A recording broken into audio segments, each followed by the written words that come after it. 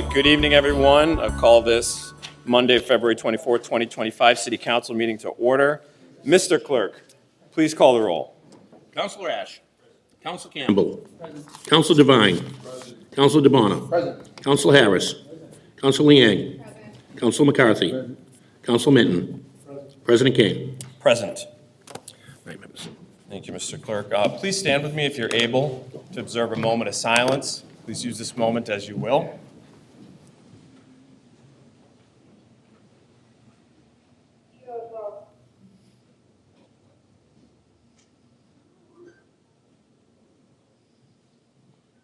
Please turn to the flag for the Pledge of Allegiance.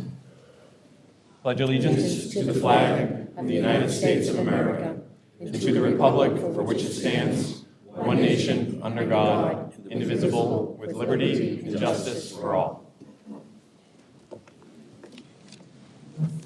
Mr. Clerk, please read the open meeting law. Sure. Pursuant to the open meeting law, any person may make an audio or video recording of this public meeting or may transmit the meeting through any medium. Attendees are therefore advised that such recordings or transmissions are being made, whether perceived or unperceived, by those present and are deemed acknowledged and permissible. Thank you, Mr. Clerk. First item on the agenda, please. First item on the agenda is the Public Safety Headquarters update. Okay, joining us tonight, who usually joins us back here, but he's joining us up front, is Mr. Walker from the Mayor's Office, the Chief of Staff, who is going to provide us with an update on the Public Safety Headquarters construction. Mr. Walker. Through you, Mr. President, thank you very much, and thank you to the Council for the opportunity to update the body on this transformative and generational project, creating a new public safety headquarters here in the city of Quincy. We have multiple members of the Mayor's project team with us tonight. They'll walk through different aspects of the project, and then we'll open it up to questions at the end. Leading off tonight will be Public Buildings Commissioner Paul Hines, who will detail the broad scope of this project. It's not just a building. This really has multiple projects baked into one, as this body well knows. Joe Shea from Grand City Partners is our owner's project manager. He will walk through the progress to date, really the nuts and bolts of the building itself, the budget, and the completion timeline. Police Chief Mark Kennedy will talk a little bit about some of the public-facing components of the project. It's not just a new building. It will, in the end, help us improve public safety and the services our police and fire departments provide our residents. And I will wrap up and review from the Mayor's perspective the rationale and process around the very special public art that's being installed on the building. With that, Commissioner Hines. Good evening, Council. Thank you for once again having me here before you. As Mr. Walker said, we're here to give you an update on the building, but it really is a larger project. Together we, the City Council, the Mayor, the Planning Department, the state delegation, and the federal delegation, have all done so much to make Quincy a beautiful and thriving and desired area. I think we all know people that in years past sold their homes and moved south, and are now regretting that decision with the resurrection and the resurgence of downtown Quincy and the Quincy at large. Yet every week, thousands of people heading to and from much of the South Shore drive around the intersection of C Street and Southern Artery. And what do they see? They do not see the Hancock-Adams Common. They do not see the relocated Town Brook. They do not see the General Bridge or the area around it. They've not seen all the work done in the buildings and our parks. They don't see Quincy High School, or maybe don't even notice Mount Wollaston Cemetery. No, what they see is that monstrosity of a building at the corner that is shameful from the day it was built, and certainly the way it has lasted. It does not serve the women and men that work within the building, and it certainly does not serve Quincy, not the Quincy we all envision and have worked hard for. So again, the improvements here don't stop with the threshold of the building. To support the construction of this facility and the parking structure behind it, we raised up the elevation of Broad Street significantly to bring it up out of the floodplain and to help us harden against coastal storms and other events. One, to help to always have access to the building, but two, it also helps the new Father Bill's place and the businesses on Broad Street in the area of Southern Artery in general. This, of course, helps us to reach our sustainability and our vulnerability goals. Part of the project included the construction of a stormwater pump station at the end of Broad Street. This will prevent storm flowing and tidal surge and stormwater from rain and other precipitation events from flooding the area, the whole area, all the way up to Quincy High School. As part of the project, we decommissioned the previous DPW fueling station that's used by the city fleet throughout, whether it be the DPW, fire, police, and all other city vehicles. That had reached its design age and was to the point that regulatorily needed to be retired, and certainly as being a risk to the city, it was time to be retired. So part of the acquisitions was the former Stop and Shop gas station, which had fairly recently been reconstructed. So they're able to use all of those facilities in a reconfigured manner to serve the city of Quincy. In addition to the raising of Broad Street, we buried all of the utilities located along that corridor. Again, not only does that improve the appearance of the area, but it helped to harden the site against the storms and other events and other vulnerabilities. And it helped to provide more secure, very secure utility connections to the public safety headquarters. That is our base of operations, and we certainly don't want it having a power outage because an overhead line dropped coming from the Field Street substation. We constructed and activated Field Street from Broad Street. Field Street was an L shape from Southern Artery to Southern Artery, but on paper, it ran through to Broad Street. There was a significant grade change, so it was never built that way. With the acquisition of land as part of this project, that stretch of Field Street was constructed and activated, and that allows the direct connection from behind the police station in the DPW area out to the intersection of Brackett Street in Southern Artery, down by the River Bay Club area. This, is, according to the police department, has helped in their response time, and it clearly has lessened the impact of the comings and goings of the DPW buildings on C Street, particularly at dismissal time at 4:30, at 3:30. And it also helped with the congestion at the intersection of Broad and Southern Artery. Doing that also allows some of the traffic calming and pedestrian safety improvements that are slated to happen in Southern Artery. And one of the phases of the C Street Improvement Project includes the intersection. This will allow the installation of a center traffic island, which you would not be able to cross to take the left, but now you can go down to the south or the east by using this Field Street connection.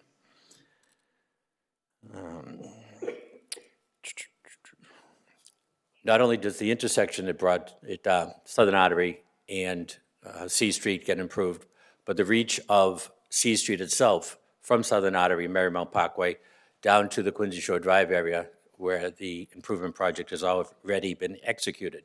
This facilitates that next phase.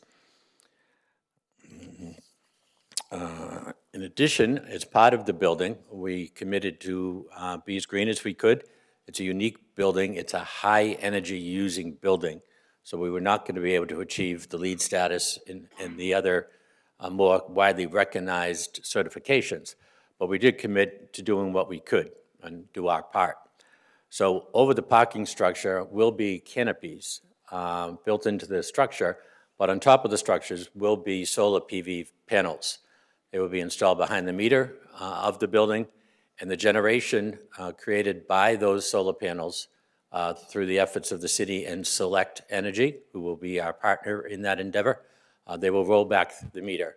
So there'll be cost savings to the operational budget of the building, and of course the environmental attributes and benefits of having the solar. In addition, with the hope and the goal of eventually electrifying the city's fleet and continuing to do those that have already been done, we have provided at this time for the installation of over 30 EV charging stations within the parking structure for the city fleet and for the employee vehicles during the daytime.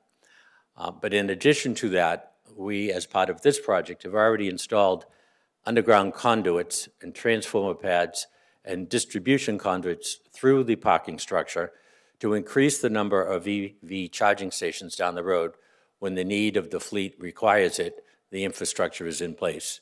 We drop in another transformer and activate that, and we're able to more than double the capacity of the EV charging stations in that structure.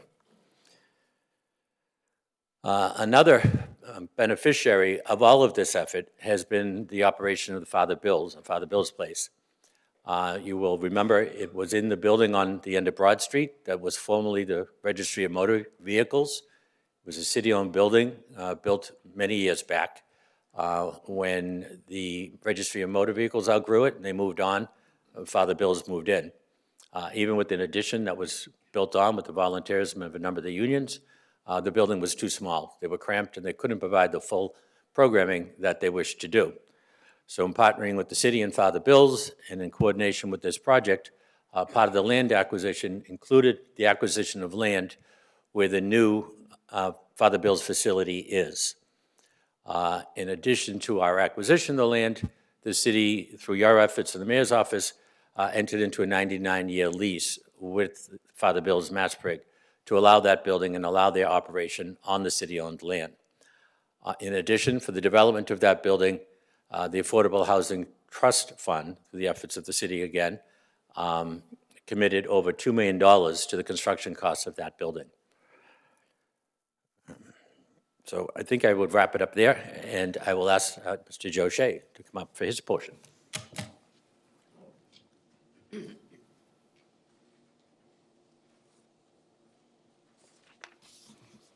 Thank you, Mr. President. I'm Joseph Daniel Shea with Granite City Partners, an engineering and real estate firm here in the city. It's nice to see you all again. Thank you for having me. As Chief of Staff Walker indicated and Commissioner Hines gave a great overview, this project, this Public Safety Headquarters initiative, is about a dozen projects all rolled together. I'm going to focus on the building, although Commissioner Hines did talk about the new Field Street and the new parking structure that adds emergency egress and a pathway south, plus 130 parking spaces to the site, EV ready. He also touched on Father Bill's Place, the new fueling depot, the pieces that are completed. What will be completed in the very near future is the Public Safety Headquarters building itself. And going back through our notes, I gave you a presentation about a year ago on February 5th, 2024, and we've come a long way in a year. This is how it looked basically a year ago. Steel had just started, masonry towers were up, concrete was well underway. Most people understood exactly the size, scope, and magnitude of the building this summer when the steel completed and the structure form was completed. So we have a July photo as an update.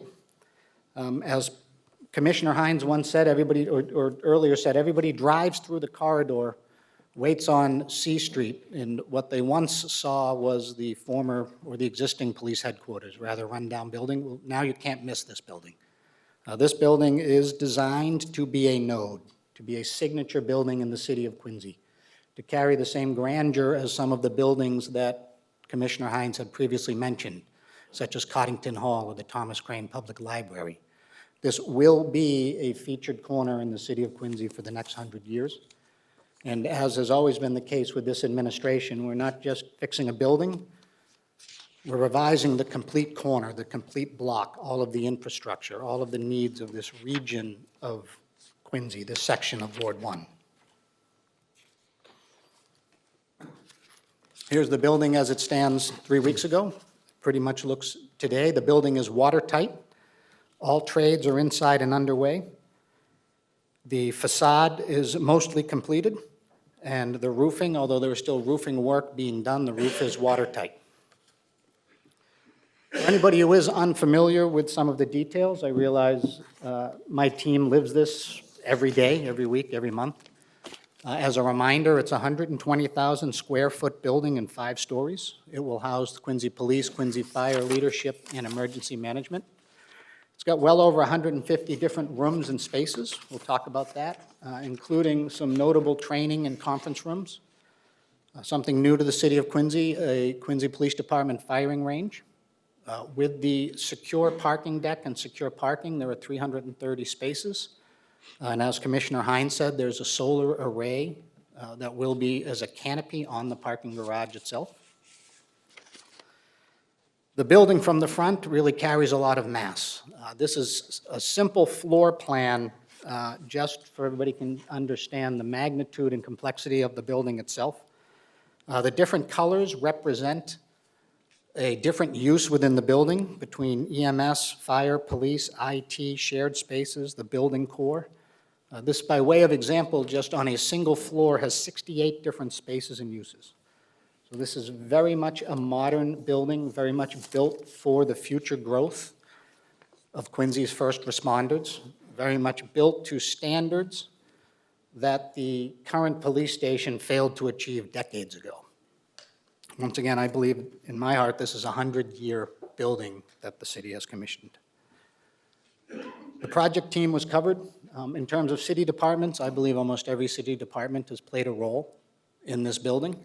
Although it is for the police department, fire department, and emergency management, I want to reach out and thank the IT department, TPAL, Inspectional Services, and probably the most impacted secondary department here, DPW, with respect to construction on this project.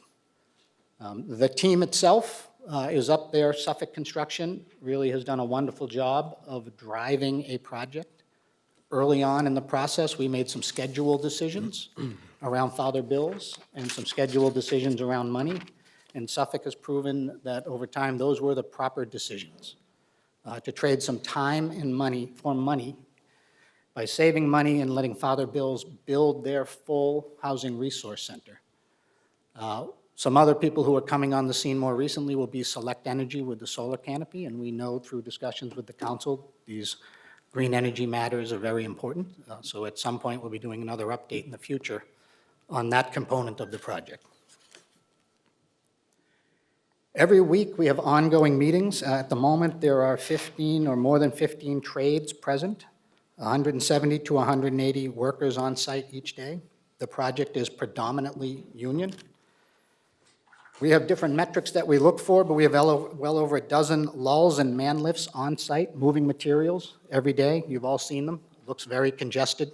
Sometimes, although it's a very large site, it feels like we're working on a postage stamp, given how hemmed in we are with Broad Street and C Street. We do weekly safety meetings. I'm very proud to say the safety record for this project has been exemplary. This safety was a matter that was brought up during the funding component of the project by this body. And safety has been something that, from Suffolk's standpoint, is second to none. We feel the same way. We have weekly constraint meetings, weekly OAC, or owner architect contractor meetings, and we do monthly financial reconciliation. For a financial update, the overall project, or all of those initiatives, is a $175 million aggregate effort. The building, which will be the topic of a lot of discussion this evening, is $143 million of that aggregate.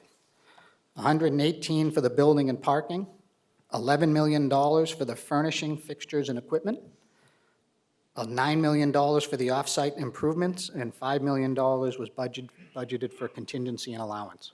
I want to pause on that for a moment to just say this building is got the magnitude and complexity that just putting in the furnishings, the fixtures, and the equipment is an $11 million project, all by itself, in over 150 rooms. This is a very large-scale initiative.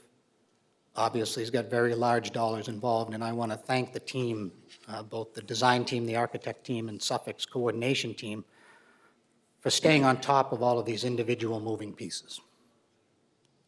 Our current status of the $175 million, we are 98% encumbered. We are confident that we will be landing the plane this fall. I'll talk a little bit about schedule. And 65% of the building budget has been spent. So we are currently working with those 170 to 180 workers per day at a $4 to $6 million per month burn rate.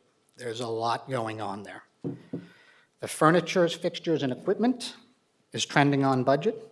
The off-site improvements at this point have been substantially completed, but for final paving and some additional underground and landscaping work.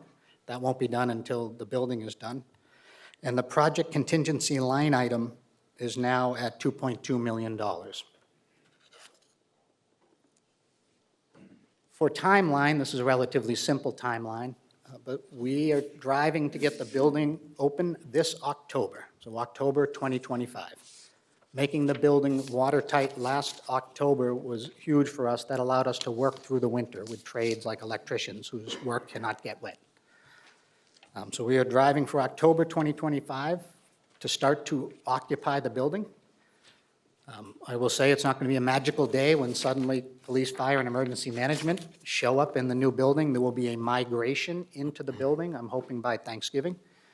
But we will be ready in October 2025. We will also ask all the men and women of police, fire, and emergency management, please start scanning all that paperwork, because although some elements need to come with us, we may not need to bring all of those file cabinets and piles of paper that I'm sure the people behind me are smiling about. We will also be then demolishing the existing police station in the winter of 2025-26. We know that'll be a lovely day. And then doing landscaping when the existing police station is gone to finish up the corner, clean out the corner, and make it look like a cohesive component of the existing new public safety headquarters. With that, I'd like to turn the microphone over to Chief Kennedy for some of his comments.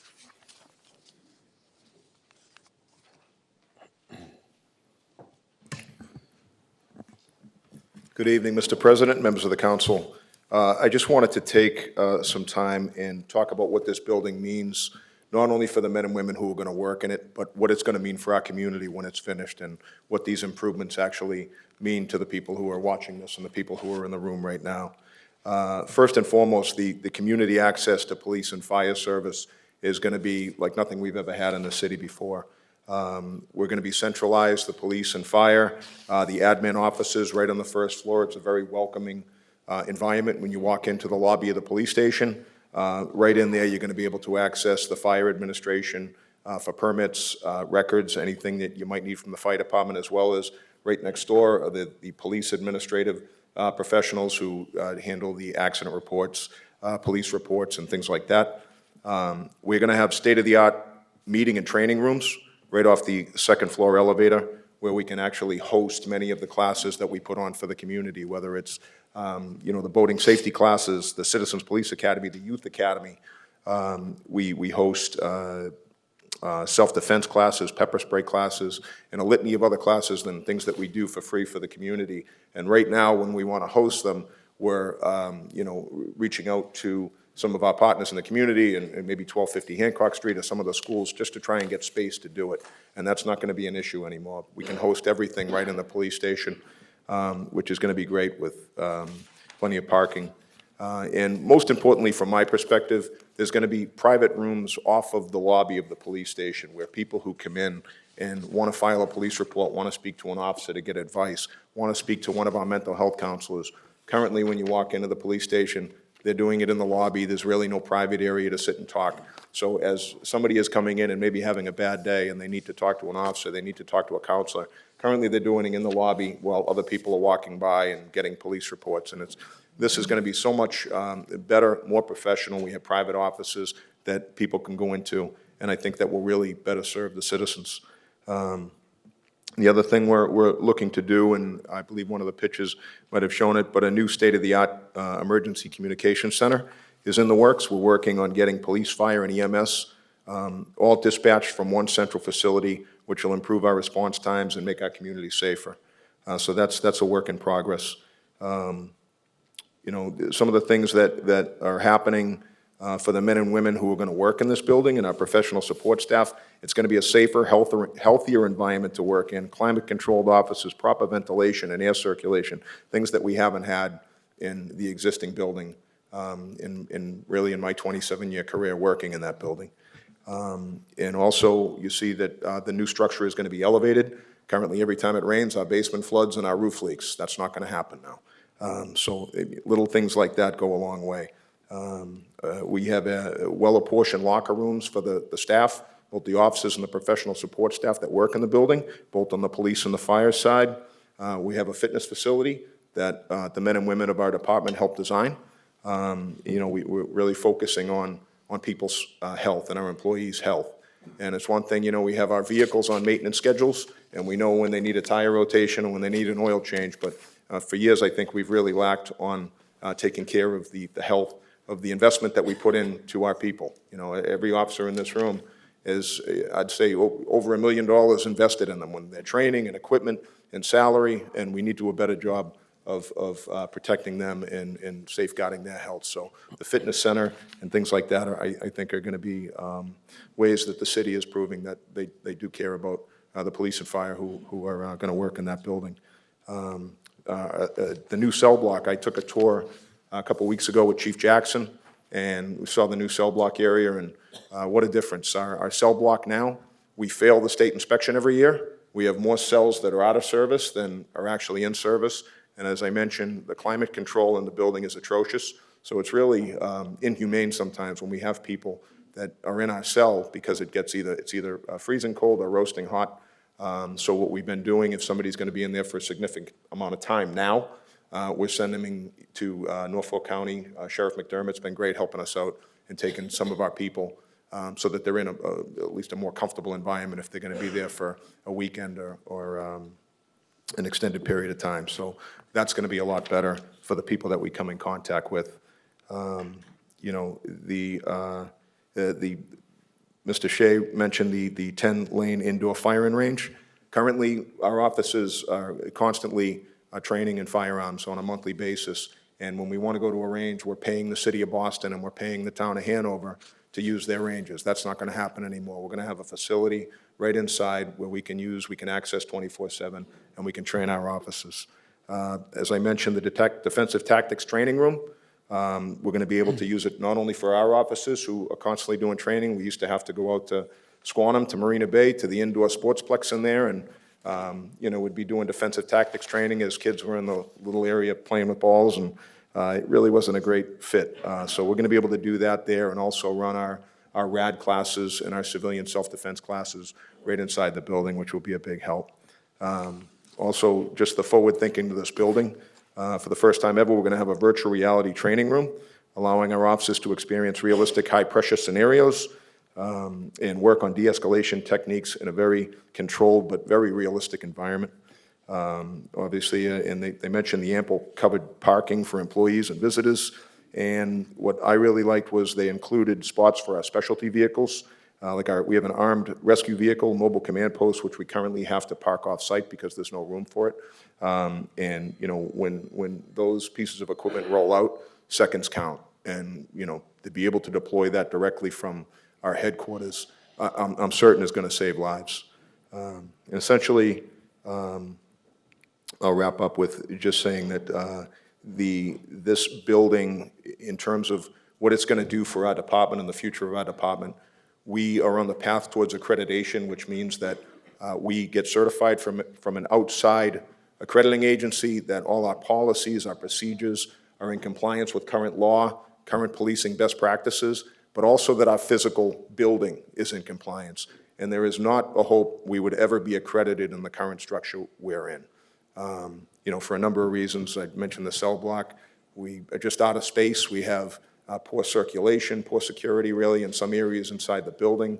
We have hallways and stairways that are used to house file cabinets, and those are all things that are obviously not in compliance with current best practices. So the accreditation really ensures that the agency meets the highest professional standards, promotes accountability, and enhances public trust. And that's really what I believe this building is going to do. And, last, I'll end with, as a kid who grew up in Quincy, I really believe Quincy is a world-class city. And this is a world-class public safety building that our community will be proud of. The men and women who are going to work in this building, and the police, the fire, and the emergency management side, and the citizens who visit this building, I think are going to agree when we're moved in there and they come to visit, that what the mayor, with the city council, with your support, have really created a world-class building that is going to be here for 100 years. So with that, thank you. Thanks, Chief.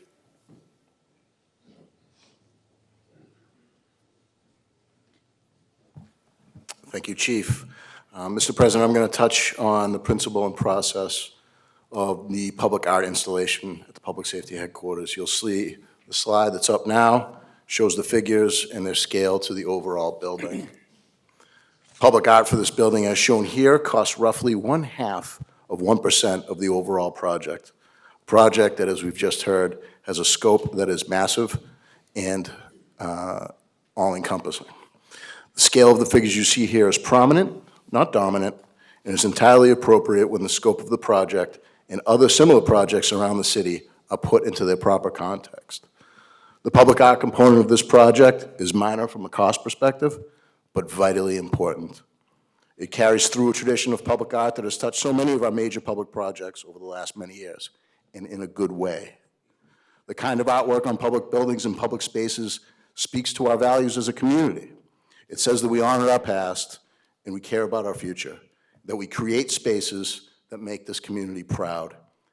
It may be a little subtle at times, but the public art at places like Quincy High School, Hancock Adams Common, Central Middle School, Generals Park, Kilroy Square, Navy Memorial Park, Mount Wollaston Cemetery, and so many more all add great value to this community, incredible value to this community, a value that's greater than 0.5% in the budget. We've heard from a few folks, well, maybe this money could be better spent. Education, public safety, helping with the homeless. There are two pieces to that question I'd like to answer. First, Mayor certainly doesn't view it as an either-or proposition.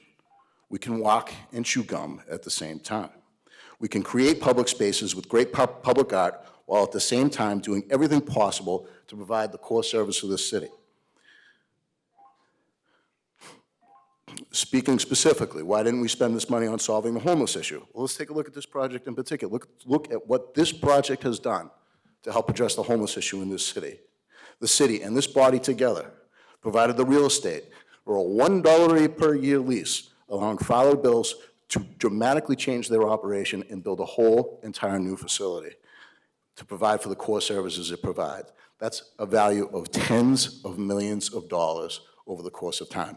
And not only that, this body together with the mayor and the Affordable Housing Trust, several $1 million more for the construction of that new facility. Father Bills is doing extraordinary work, the extraordinary work that it does on a daily basis on behalf of our most vulnerable, not in spite of this project, but because of it. We can do both. Up and down the list of the core services the city provides, the story is the same. We have the most well-funded urban school district anywhere in Massachusetts. We've built more new schools than virtually anyone else. Our public safety departments have not been this well-staffed in more than a generation. We physically could not hire more contractors to do more road work. All of this we can do. All of these are priorities. We don't have to sacrifice one to give up the other. The second part of my answer goes back to what I mentioned earlier, the value of public art and the value of creating lasting public facilities. The mayor believes deeply in that. He values that on a level with our core public services. We don't need to get into specific examples, but our history, not in Quincy, not just Massachusetts, but all of America over the last several decades, is littered with public facilities that for decades were built in a way not to last, built in a way that ended up costing more money in the long run, built in a way that spoke of no pride whatsoever. I think the record is pretty clear that this mayor and this council has rightly turned that trend on its head. The process for these statues begins and ends, and appropriately so under the mayor's discretion. This body, as we've all discussed, had no role in the procurement process for these statues. So any and all questions rightfully belong in the mayor's office. And that's okay. He's happy to have that conversation because he believes in it. As you know, this project was approved under the CM at Risk, Mass Chapter General Laws 149A, and the figures were commissioned as part of the design process in accordance with the CM at Risk law. On a project of this magnitude, as this body well knows, the body approves an appropriation for a bottom line budget. The budget is approved as a snapshot in time.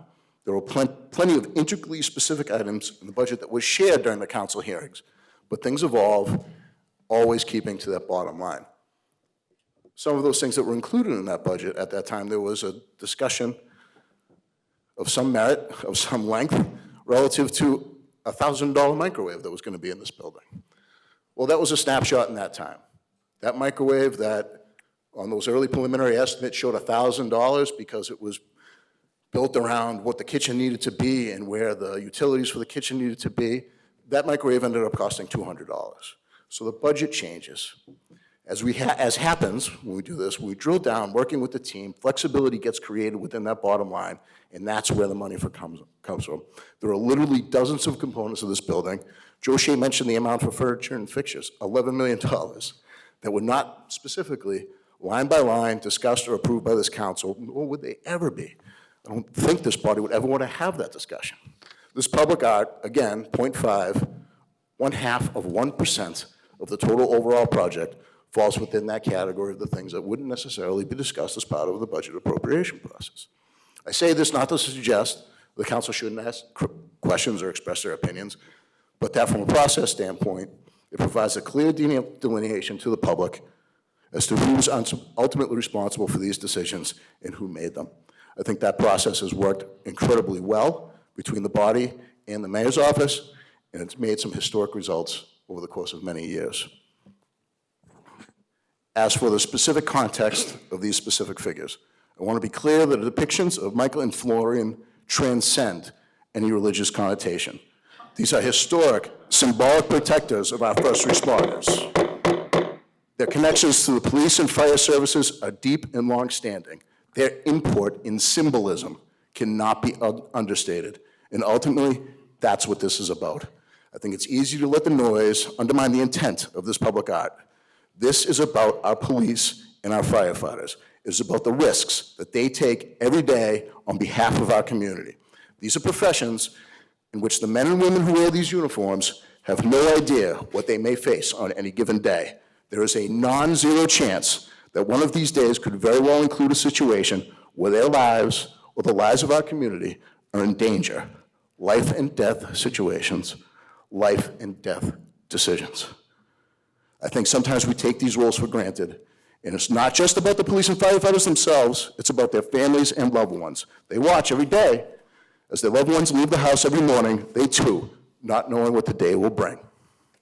To have this symbolic message of protection is important to our first responders, and in this case, it's a message coming directly from the people that have been sworn to protect this community. It says, we as a community recognize your sacrifice. We as a community understand what we've asked of you, and we as a community are proudly saying, we've got your back. That's a principle the mayor believes in deeply. It's at the core of why he decided to place these small symbols of that principle on this magnificent facility, and it's a principle he's willing to fight for. And I'm happy to answer any questions.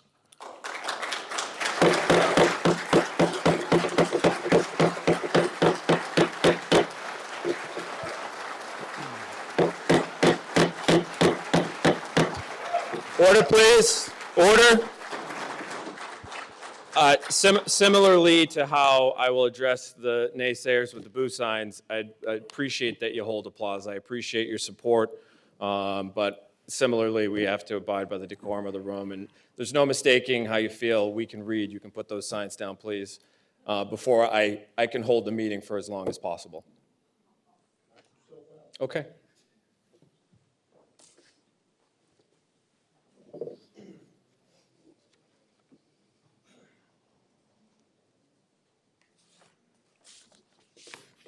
Bill, you're the only one. You know this. We've been here before. So you're saying one person's rights don't matter? This isn't about your rights. This is about the decorum of this meeting that I'm chairing. I'm not upsetting meetings. You're the one who's upset. You're upsetting the meeting with your signs, which aren't allowed. Sir in the back, please. Thank you very much. Thank you. Now I'll allow my colleagues to opine, question, starting with Councilor McCarthy. Thank you, Mr. President. First of all, Mr. Walker, great job. I had a couple of questions for Mr. Shea, if I could. I'll come back to you. Hi, Joe. Good evening, Council. Early on, I just want to, and I try not to be all over the place, so I'm making notes, and I know we've spoken about this multiple times because it sits in Ward 1.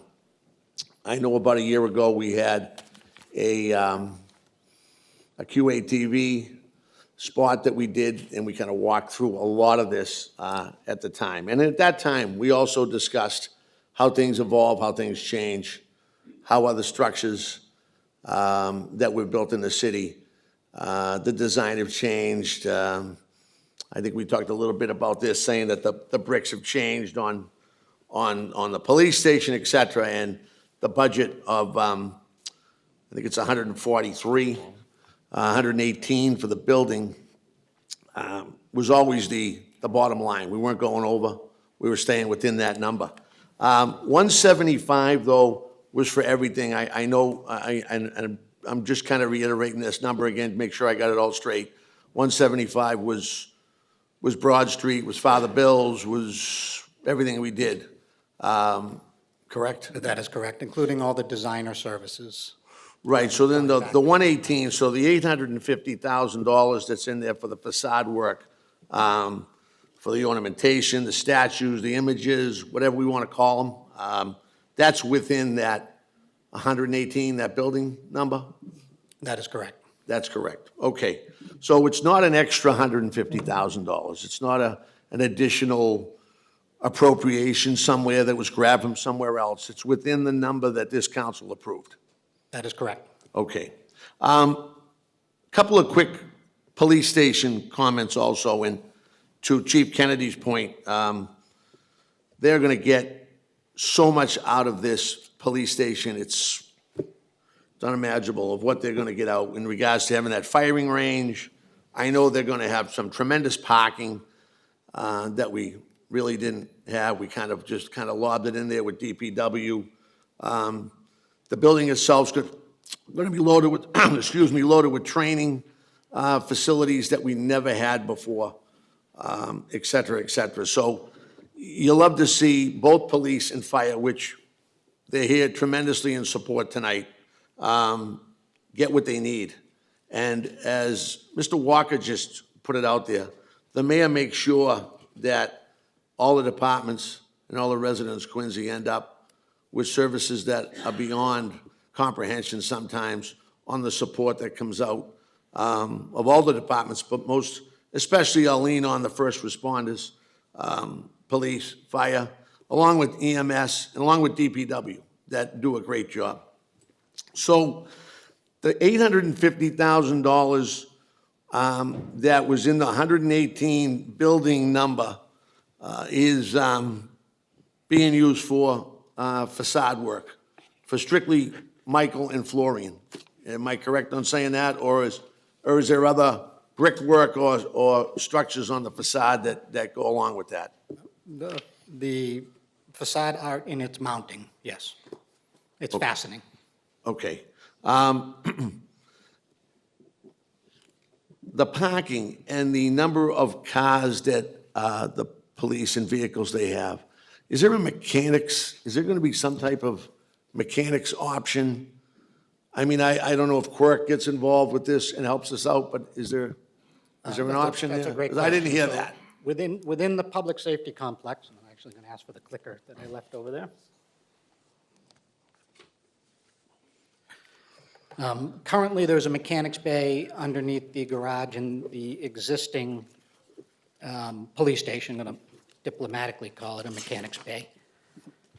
The new public safety complex does not include a mechanics bay, but the current management plan is to move move the mechanics into 2 bays at the existing Public Works building adjacent to the site. Pardon me for shooting backwards, here we go.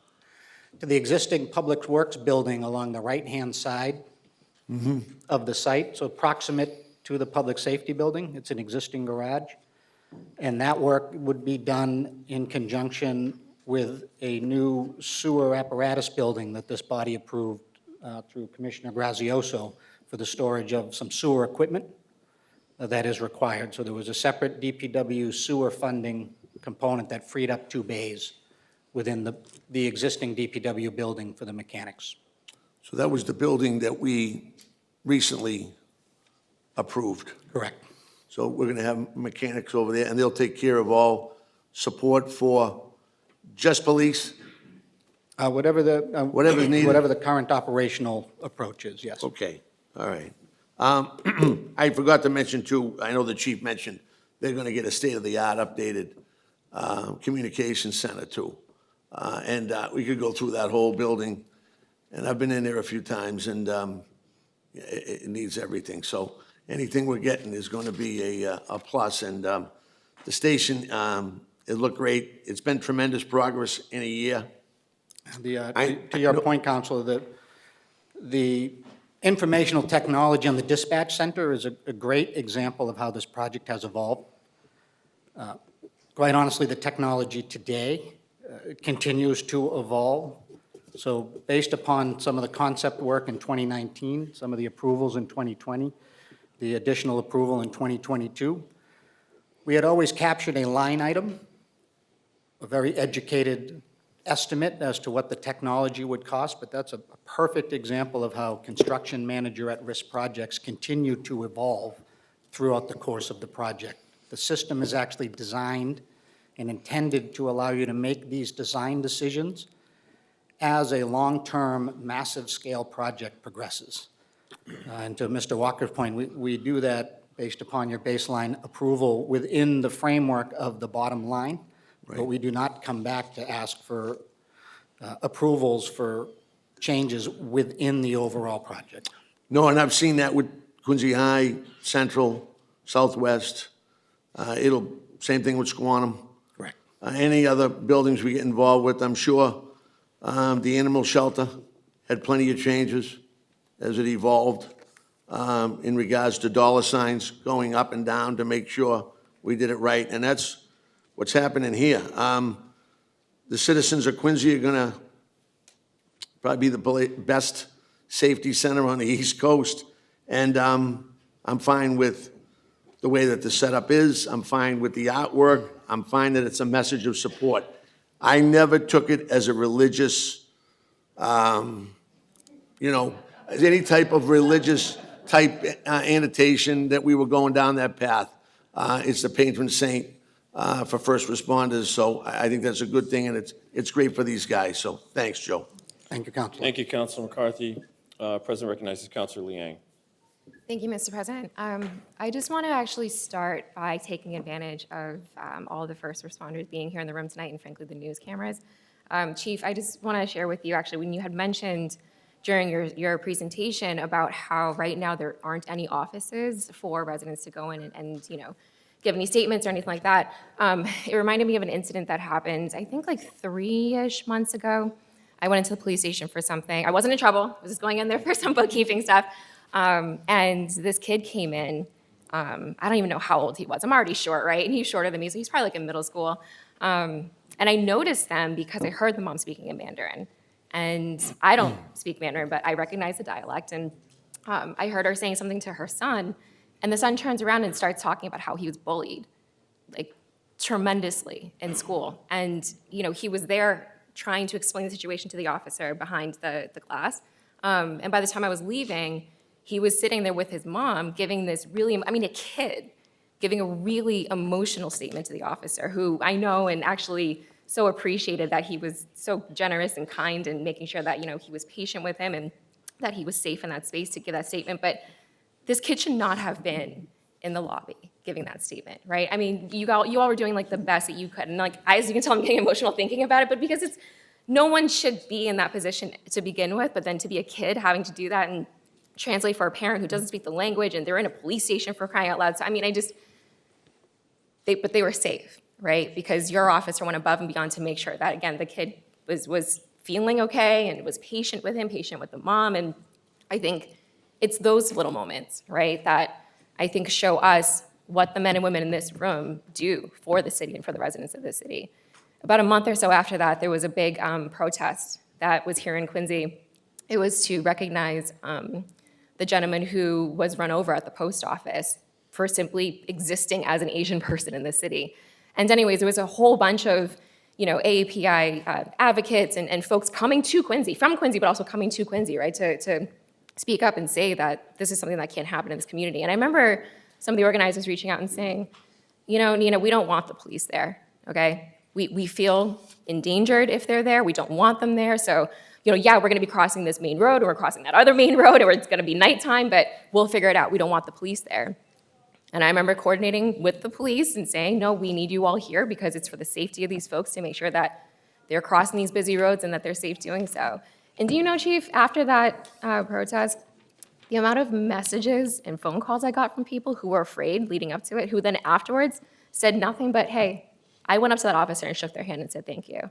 I was over there in the comments and I took the time afterwards to say thank you. Can you make sure to follow up and tell them I said thank you? I felt so safe that night. Tell them thank you, right? Like, it's these two small incidents that alone, I think, again, I'm taking advantage of everyone here in this room and people watching at home that should know, you all do an absolute, hands down, above and beyond job. Not just the basic, but the above and beyond, especially in a time when you all are operating in situations where folks are just looking for you to make the wrong move, right? You all are constantly, always going above and beyond. And I just needed to, I couldn't help but just stop and say thank you and hope that everyone takes that moment, right, to stop and thank those who are protecting us, frankly, even in this room, right? With the amount of tension that everyone feels over a number of issues, I know showing up here, I feel safe because you all are in the room with us. So for all of our safety, not just here, but every day, I think it's important to, to just always, again and again, say thank you to all our first responders. So Yeah, thank you, that's not in Council. question here tonight, and I think you all should know that. And I'd just like to say that having the police and fire in the same room and in our leadership in the same building, the amount of times that we're fortunate enough to be able to work with our brothers on the Quincy Fire Department. We had a community meeting at 1000 Southern Artery, and they showed up in force and really, I think, helped put some of the residents at ease and used some of the language skills that we didn't have, that some of the firefighters had to speak to the community there. And I can't say enough about the work that our officers do and the work that the Quincy Fire Department does. So thank you for bringing that up. No, I can't say it enough. You guys are great. Thank you. I think you deserve the 1,000 breakaways, right? But kidding aside, I just wanted to then now get into the update that we're seeing here today. Mr. Walker, if I could have you come up here. So you had mentioned in your presentation briefly about the process and how we got here. And I think, even though I was part of the process in my time up on the council, right, it's been years, and it's been years, leading up to this point with the approval processes, different presentations that have been in front of us. And so I just think if we could sort of slowly but more sort of clearly walk through the process on how we got to where we are, right? When did the whole process start with even thinking about redoing the building? What was the appropriation process, right? Like, let's brush up on some of like the actual processes in place on the approvals, the meetings, et cetera, and again, how we got to where we are today. You gonna give me a little leeway, give or take, on the months and You know the exact dates? on the timelines? So I think, as this council remember, I think it was 2018, in that range, that we came to this body for the first tranche, which included the acquisition and planning money. I think shortly after that, perhaps in 2019, was a cost estimate for the building. That was the larger appropriation. In the meantime, COVID happened, and the building was still, the design of the building was still building up to that point. So the estimates at that time were low.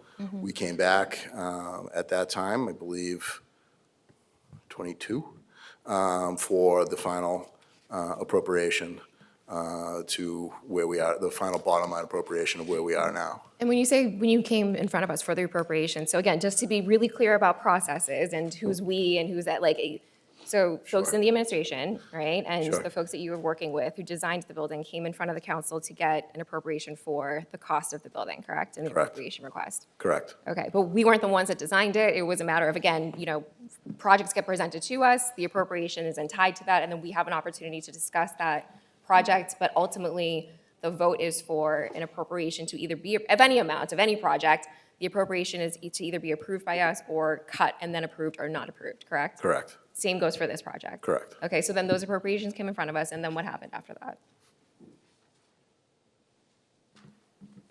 They were all approved, and the process moved forward. So we get into the timeline of how the artwork came into place? Is that where we're going with this? It is, yeah. Okay, so we get the final bottom line number. Everyone is in place at that point in time.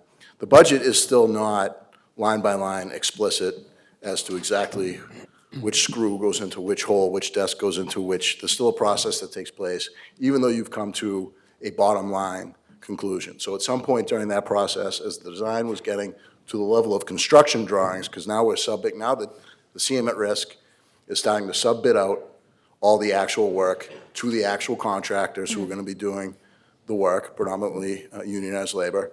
They're bidding that out.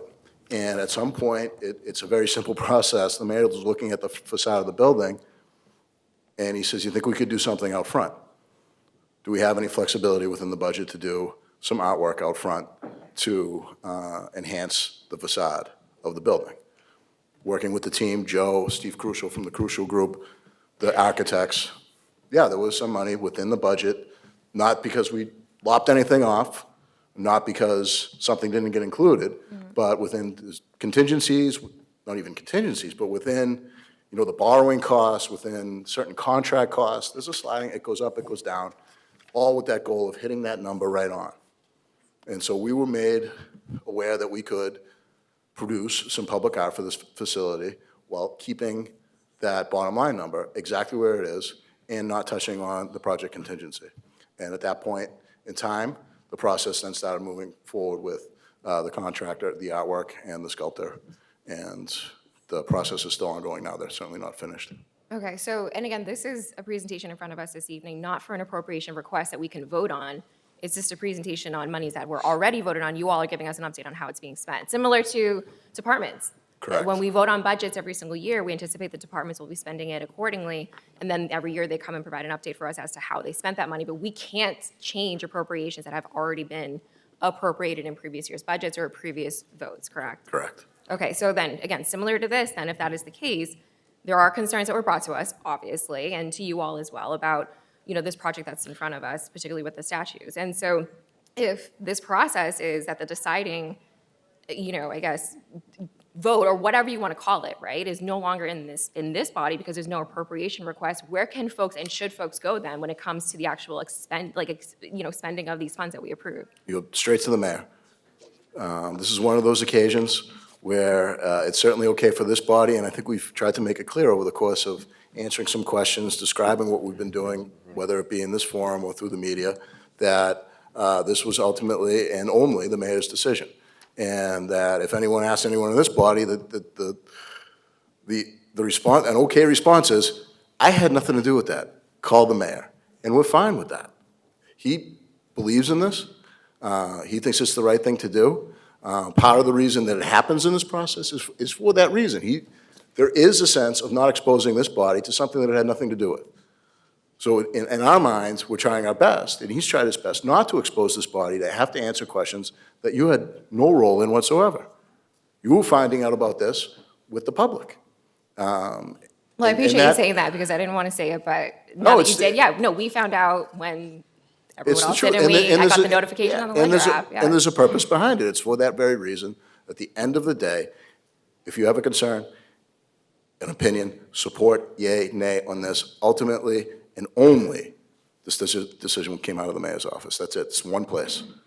Okay, well, again, I think it was really important to clarify because I got, questions from folks, calls from folks, texts and emails, et cetera, saying, don't vote for the statues. And, what did you do when you were voting for the statues? And, oh, wait, I heard there's a meeting on Monday where you're voting on statues. Are you voting on statues? And I think it's important that beyond either being supportive of something, of anything, or not being in support of something, that understanding processes is important. For me and for, frankly, conversations I then have with folks, right, I don't want to work within things that I don't understand, and so I do think it's important that we all understand how things just functionally, how they operate, right? And all of that being said then, because there is no vote in front of us, there is one thing that I do still believe I'm responsible for as a counselor, which is advocacy. And so I think it's important to then lastly take this moment and take this opportunity to advocate, right? And just express what has been shared with me, that folks are very unhappy with these statues, that folks prefer to see some other sort of, form of art there. Not that they don't want to see any art, but that they want to at least A, have some input, or B,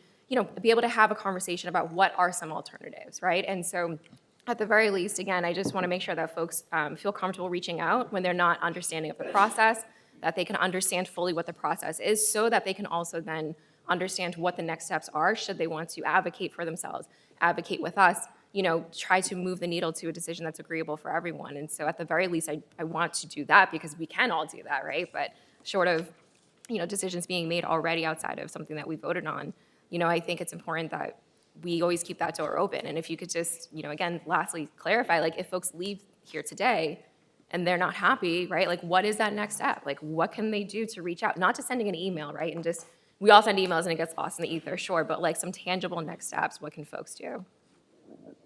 Wait for the beautiful public artwork to appear on these buildings and enjoy it with the rest of the public. No, honestly, I'm really not trying to be flipped. I think I've made it clear that the decision on this has been made. That the mayor and his authority makes decisions. He's made this decision. He understands that some people don't agree with it. That's the price of doing business. I'm sorry, I can't hear what he's Yeah. saying. We get it. Thank you. Thank you, Mr. President. So again, I would Sorry, just, I don't, Very proud of yourself, I the understand. all decision, due respect, Mr. Walker, I don't want to have a back and forth with Mr. Walker right now while folks are interrupting us, so. Yeah, that's fine. We can wait. But We can wait. It's disrespectful. I think we're having an important conversation. I don't want to Yeah, miss you what want to he's have a saying. conversation? This is how it starts. We understand your position. You can smile and grin all you want and put your little signs up, but we're not going to continue until you put them down. Okay, Council, we're going to take a recess until these people mind their Mr. manners. President?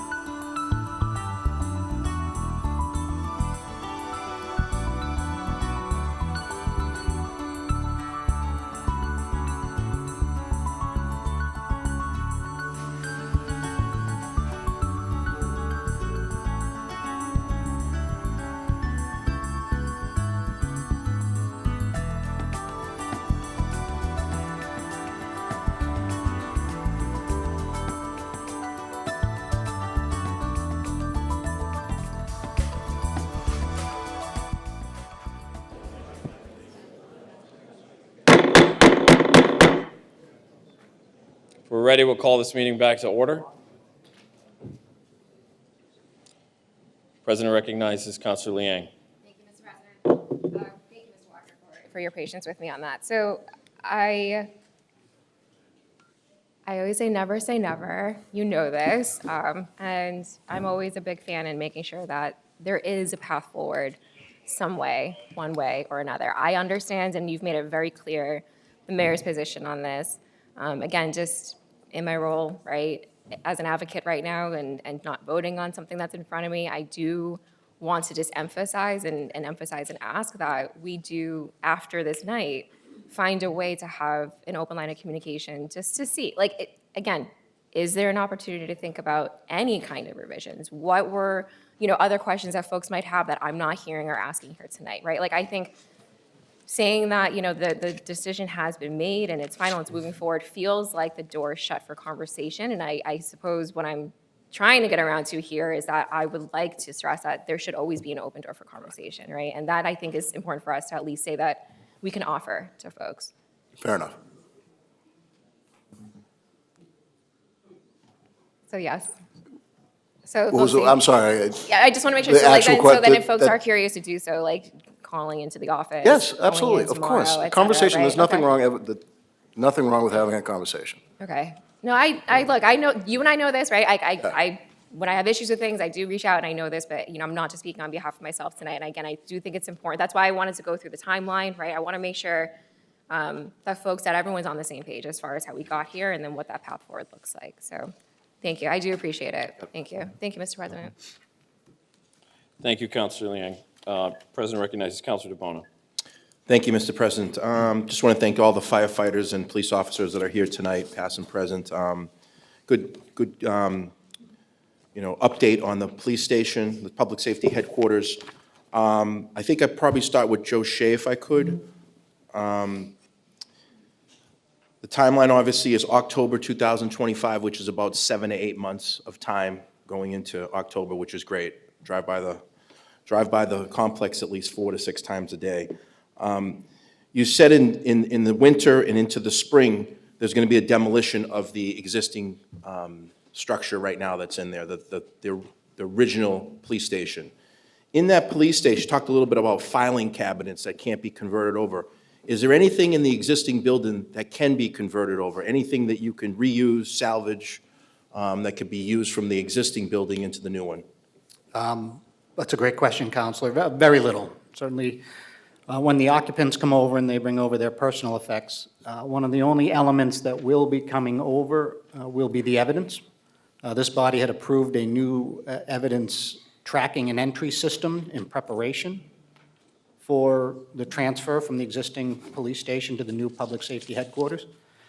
Very proud to say that another part of the state-of-the-art component of the new public safety headquarters is the way that the evidence is going to be stored, the way the evidence is going to be entered, whether it's separate rooms for drug-related evidence, weapons-related evidence, general-related evidence, and other categories.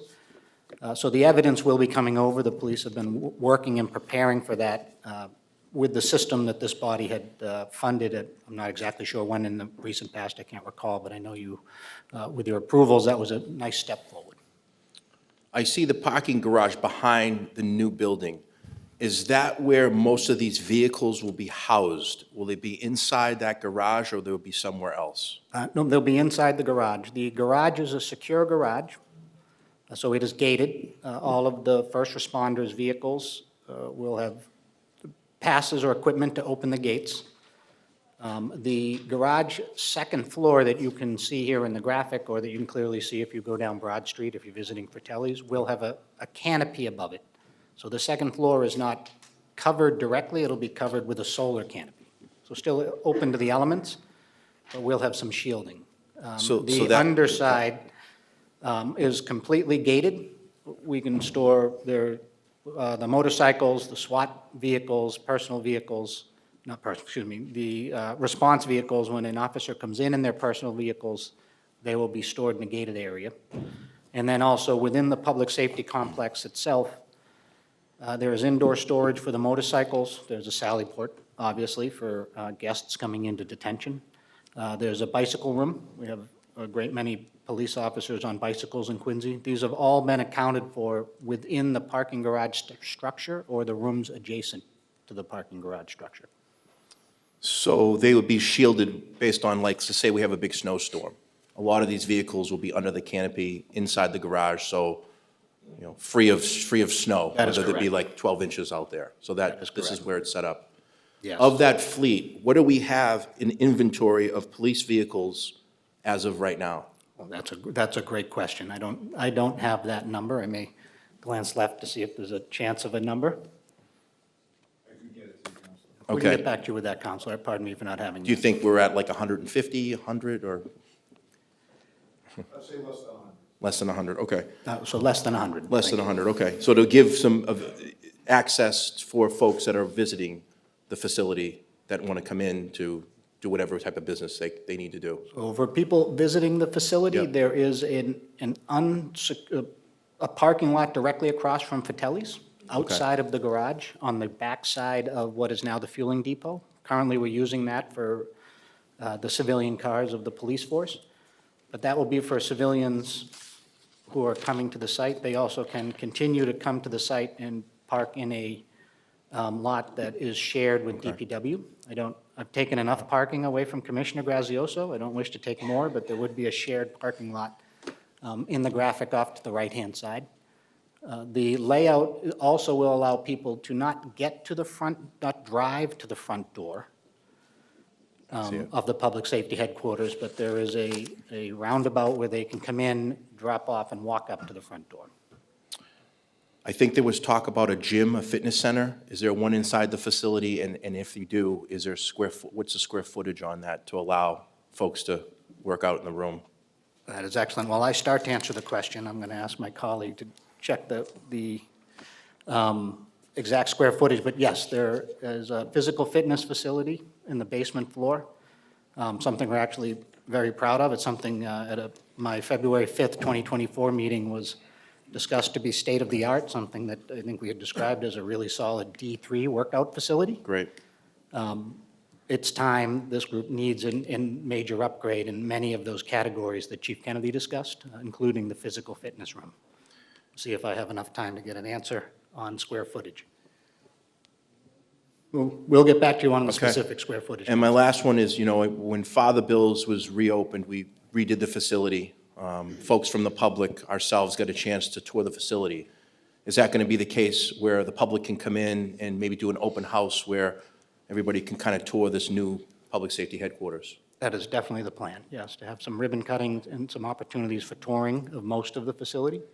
Some portions of the facility, such as the evidence areas, will Yep. always remain secure, but absolutely, yes.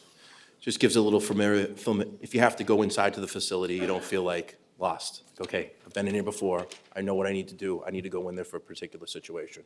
So, thank you for your time, thank you for everyone being here. Thank you, Mr. President. Thank you, Councilor DeMona. President recognizes Councilor Campbell. Mr. President, I'll be brief. I just had a couple of maybe comments and questions. Actually, maybe I'll start with Joe, so you don't have to sit down. I too travel C Street every day. I watch the development from very early. I signed the I-beams when they were first put up, and that was an exciting moment. And to consider where we were to where we are now, I think it's an incredible accomplishment and teamwork and really doing a great job getting the building to where it is today. Is there a way to break down cost of the police station, cost of the fire station, to actually, I'm sure it's not apples to apples or fire trucks to police cars, see that? That was very good. They are, in many ways, they are inseparably wed, because there's so much shared common core space, so much shared training space within the facility. Sure, yeah. There certainly is as you saw with the previous graphic,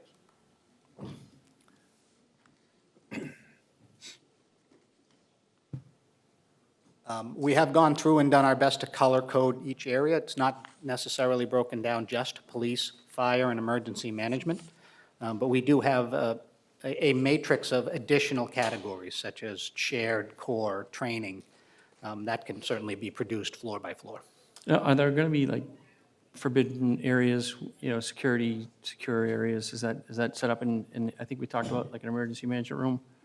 Is there a Yes. specific product? There is, okay. Yes. Generally, the building on the first floor when you arrive, through a very nice atrium, well-decorated, that's where residents, corporate citizens can come. They can get to a window, they can come to a meeting room. Then as you go up in the building, you are getting more secure. Great. So let's go to slide 20. Do you have slide 20 available there? And I guess I'll start off with kind of some simple parts here. So from each edge to each edge here, if you're looking at it from the wall back to the building itself, what's the area there? You don't have to be specific, just. How far is the building set back from the C Yes, Street wall? obviously, we've seen a lot of grass there, and within that area in front of the building itself, do we have a plan for that yet? The plan is for it to be open grass. Open grass, but it looks like there's like wall there, is there a sitting wall or? Yes, there, as you get closer to the door, there we go. As you get closer to the door, there's actually an area that is an arrival patio, basically, on the outside of the building. That's where staircases will come together, plus an ADA ramp, which you'll see it's hard to see, but it's on the left side of this picture towards the bottom left-hand corner, will come together. Plus, there is also access to this point from the fueling depot side of the site. So people can also walk up, you could come out of Fratelli's, walk through the parking lot and up on the fueling depot side of the site. Okay. So I guess the next part might be Mr. Walker here, and it's really morphs into this is, you know, as we kind of look at the way that this is designed, I think it's beautiful, and, you know, it's not a solution necessarily, but I know that at one point there was a commission that was put in place for art commission, was spending public money for public art. I know that was part, was a Quincy City District Public Coding. I think that was, it's something I'd like to look at, and hopefully we can discuss if there is a way to maybe create a commission that will review. That's a yes. Happy to take a look at that. Sure. Okay. So, yeah, and ultimately, I think that's something that, you know, when we're reviewing where the evolution of the city has become, where it was, where it is now, where it's going, I think we're going to have these situations and come up more and more often. And I think if public input is possible through that, that's something that I'd like to travel down that path. Happy to travel down with you. Good. That's it. Thank you. Thank you, Councilor Campbell. President recognizes Councilor Ash. Thank you, Mr. President. I did take a moment and write down my thoughts to make sure they were organized and coherent, I guess we'll say, but I will spoil that with the sentiment that they do mirror Councilor Liang's. So I apologize for any double dipping on that front. So just so, again, I don't have any real questions, just more so just a statement. As was discussed tonight, this project was voted on prior to my time on the council. I was not a part of the approval of the funding for the new public safety building, although I do find it to be a welcome project at the core. I start with that because many residents who have reached out to me are under the impression that we're voting on particularly statues as a part of the funding and plan for the project. And I certainly, as mentioned previously and prior, did not have any information regarding the same until about 2 weeks ago. I'm from a blue-collar family, as many folks may know. Many of my family members had decades-long careers in the Norfolk County Sheriff's Office. I can appreciate the symbolic nature of the that the statues have within the police and fire departments, respectively. I appreciate the opinions of all those who have spoken tonight. I represent one of the most diverse areas of the city, and also need to take a moment and make sure that my constituents and those that have reached out also feel like they're being heard and advocated for. I've fielded dozens of emails and communications, most in opposition to these statues as being erected as designed. The facility is built to serve the public and the hardworking departments, also the folks that will be seeking service from the same. While I understand that there's not a vote before us tonight to decide whether the statues should be erected as designed, I do welcome the idea of more public input into this process. And I think that we have the opportunity to actually start earlier than when the building opens. We spoke tonight about making sure that this building fostered accountability and public trust. It was a building for the future growth, and I do think that we have an opportunity now to start that earlier than when the building is open. And I do suggest that we open up more discussions surrounding the public art, given the response from the general public.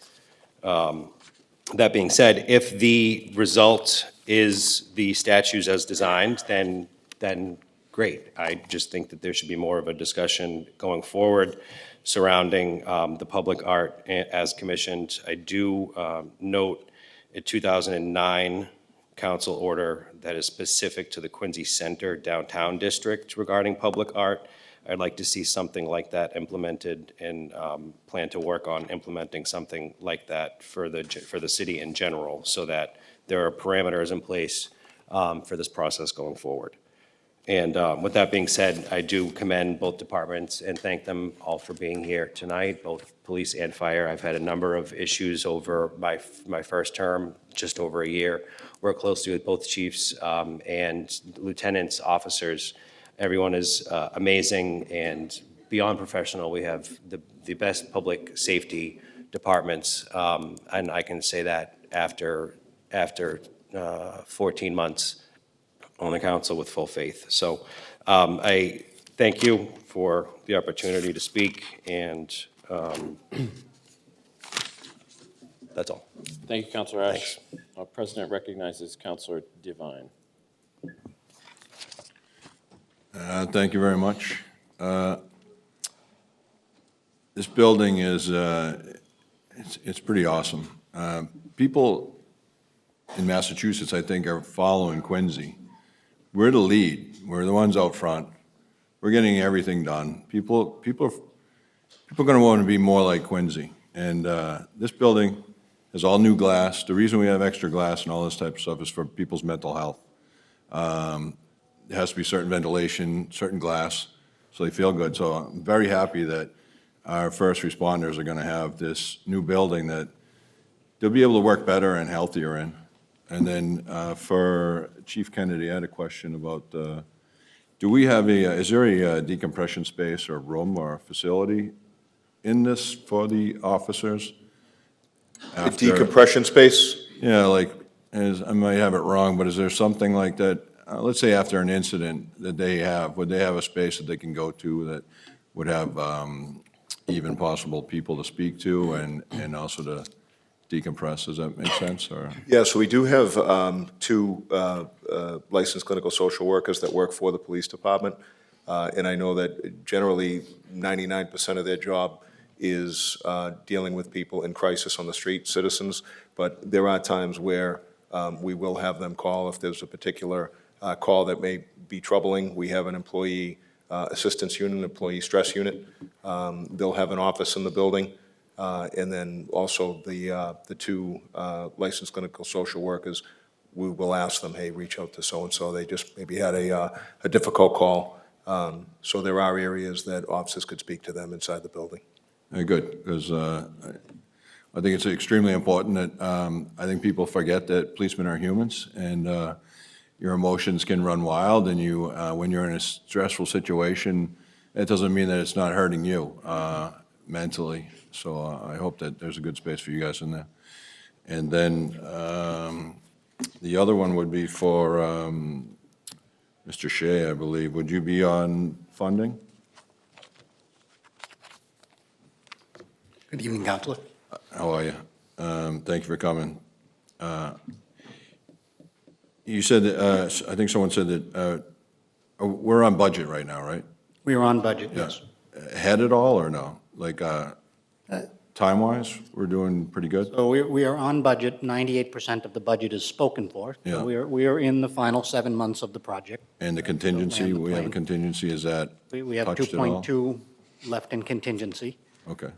In terms of timeline, yes, we're on the revised timeline. I've been reminded many times over the years of the original timeline. However, with COVID, we made a conscious decision to adjust the timeline, really around Father Bill's building their new housing resource center all at once in lieu of us building a temporary shelter. Right. So we are on the Very good. timeline to open this in October. Speaking of other bills, actually, now you mentioned it, I believe, did they build a almost identical one in Brockton to what we did, something similar? So Father Bill's has built a housing resource center in Brockton, but also the city of Brockton is also building a public safety headquarters. Yeah. That I've toured, and I'd like to be proud of Quincy's to say ours is better. Yeah, yeah. So, Father Bill's is, I'm in there almost once a week. And it's very impressive. So, once again, people are following Quincy. Other cities and towns are gonna, I hope, that they should just, copy and drag and click and copy those things, because it's doing phenomenal. It's a bright space, there's a lot of people there, they're staying there, they're able to have space in the back. It's unbelievable, and since that is part of this project, I think it's okay to talk about that. So it's doing really well. I can't wait to see when all this comes to fruition. I think you can sit down, that's all. I don't want you to sit, as I talk more, I don't want people to think I'm talking to you, in case it's bad. statues is clearly contentious for everyone. I have in Ward 4, I'm a Ward 4 counselor. Some people reach out from outside my ward, and I refer them to their counselor or councils at large. I'm not here to represent them. I'm here for my ward. I take it very seriously. I put a heart and soul into this. And I understand that, you know, religion and state is completely supposed to be separate, and I have a bunch of some people reaching out about the lemon test or that these are only Christianity. In reality,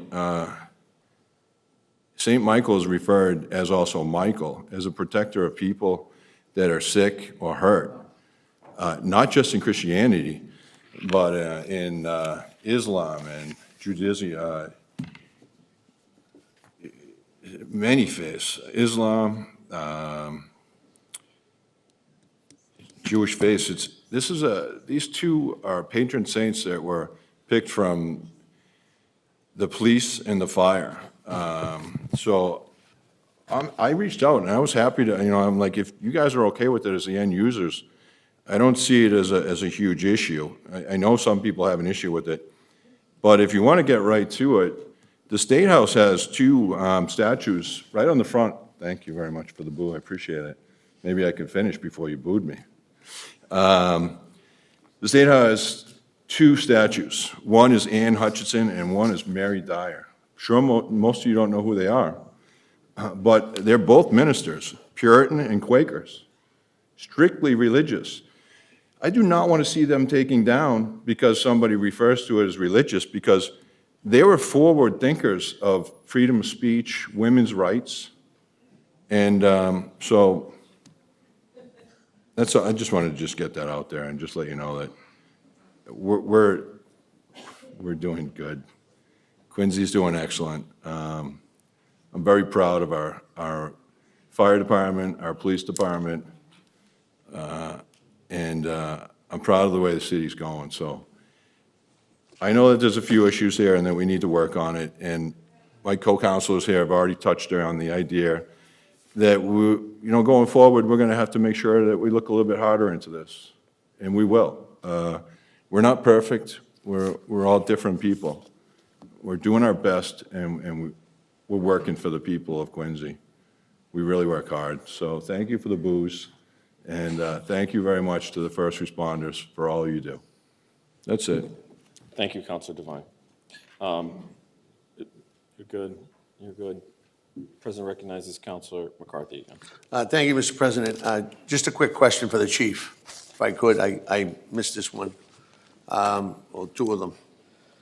In all, like, we talked about previous buildings, chief, high school buildings, middle schools, all the buildings that the mayor has really got behind in the last 10 years, 15 years. And the principals were always involved.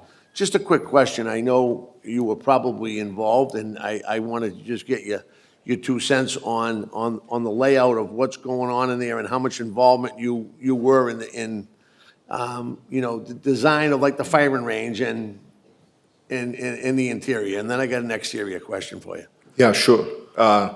So it's funny, when I took the job about a year and a half ago, I knew I'd be handling budgets and HR issues and patrol deployments, and I really didn't think I would be as actively involved in the design of this police station.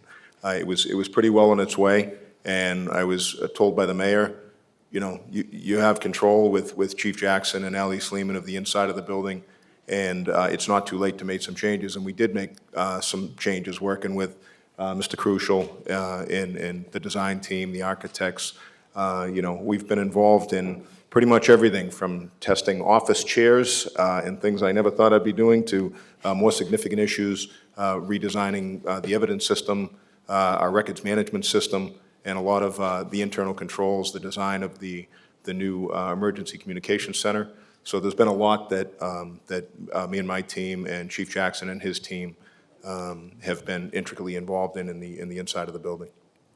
And one of the things I know we talked a little bit, I think it was probably over last summer was having that communication center in there. I really want to take a look at our connection with the schools.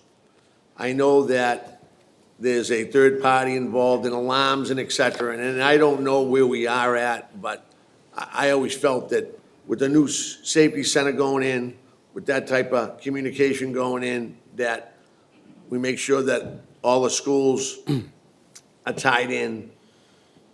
Not to give you guys more to do, but, just so they're tied in so that, we have this opportunity, we don't let it go by. And I know we chatted a little, but I'd like to get, if not me, I'd like to get the administration back on that to make sure all our schools are, especially the older ones, are all hooked up to the police station. Yeah, and I think we're in agreement with that, Counselor. We had a meeting about a month ago with Superintendent Mulvey and the principals of all the different schools in the city, and we talked a lot about behavioral threat assessments and things like that, and that was an issue that came up, how we could better incorporate, especially with this new emergency communication center. When you see it, I mean, with the screens, the monitors, the number of cameras and surveillance that we have in the city, that we're very fortunate to have, to somehow be able to get access to the schools, the library. We've been working with Sarah Slyman at the library, the more set of eyes that we have on, especially our schools and some of our vulnerable areas. And with the training centers, the training facilities, I mean, you can have more training like active shooters, et cetera, down the road. Yeah, For everybody. We really have an opportunity to bring in some world-class training. There is, it's almost like the FBI Executive Leadership Series. It's called the Southern Police Leadership Institute, and we never would have been able to bring them up here. They've actually never come further north than Connecticut, but it's police executive leadership. They do 2 weeks on, 2 weeks off, and people come from all over the country to attend.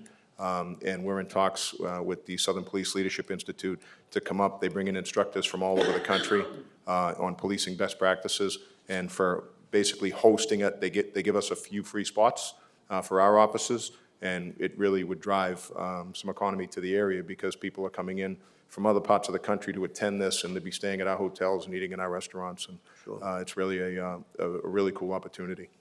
And my last question, what do you think of the artwork? Well, I appreciate the question, Counselor, and So we're calling it artwork? Is that what we're calling it? I'll be honest with you. It was 30 years ago that I took a public art class in college, so I understand that public art means different things to different people, and it should. And I can only speak for the officers, and I believe the firefighters in this room. And I can just tell you that from my perspective, they're symbols of the police and the fire department. And I think they are so much more than religious and political. I think they remind each of us of the respective oaths that we took when we took this job. And again, from my perspective, and I hope I'm speaking for the men and women of the police and the fire department when I say that I see them as symbols of protection, justice, bravery, and sacrifice. And that's just my opinion. Thank you. Thank you.